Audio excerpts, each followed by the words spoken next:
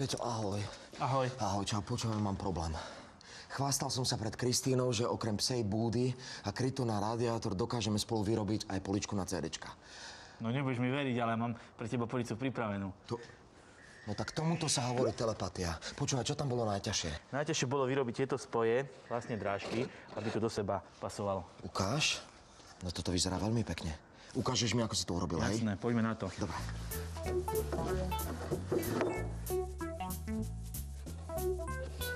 Čím vlastne začneme?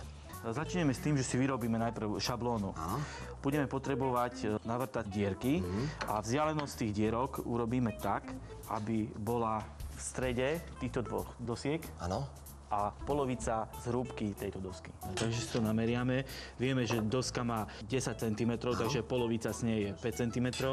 Takže na 5 cm si zaznačíme dieru. Áno. Hej, zameriame si túto rozteč. To je tá vzdialenosť, áno? Tá je vzdialenosť medzi nimi. Hrúbka tejto dosky je 18 mm, takže si naznačíme 9 mm na jednej. Skrátka, z každého zoberieme polovicu, áno? Áno, presne tak. A vlastne tú vzdialenosť si zameriame a tá je 16,5 cm, ktorú si prenesieme na šablónu. Najskôr vyvrtáme diery, áno? Áno, vyvrtáme diery a potom vlastne túto šablónu priložíme polici, na ktorej chceme vyrobiť drážku. Dobre. Tie poličky tam nejak treba zašrobovať alebo držia sami? Nie, netreba ju šrobovať, vlastne oni držia samé. Oni tam zapadnú, áno? Áno, zaseknú sa jedna do druhej. Dobre. Šablónu máme hotovú. Čo ďalej? No, prenesieme si vzdialenosť pomocou vrtáčika. Áno. Jemne zatočíme a vlastne máme na druhej strane peknú dierku. A takto si naznačíme vlastne všetkých 5 políc.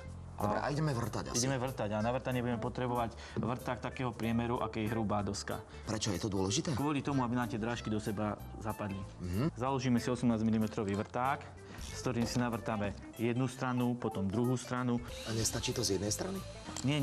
Keď sme to z jednej strany vrtali, tak by sa nám to na konci vyštiepilo. Asi takto. Robíš to tak odhadom? Asi tie 2-3 mm. Teraz vlastne tú dieru dovrtáme do konca.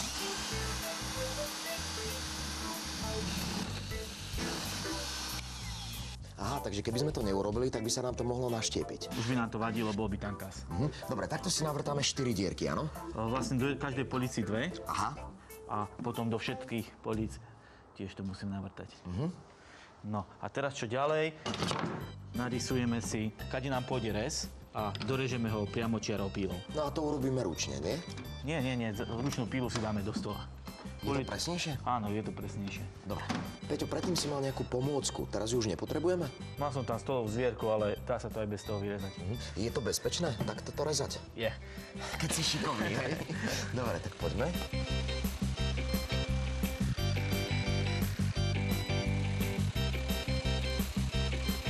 Drážku máme hotovú a vyskúšame, že či je dosť široká. Ak by náhodou nebola trošku rašplou do brúsina, no? Dopracujeme to rašplou, áno. Dobre. No a toto urobíme na každej z tých políc. Postupne aj na horizontálnych, aj na vertikálnych policiach si vyrežeme tieto drážky. A polička na CDčka je hotová. Tak čo, Kristi?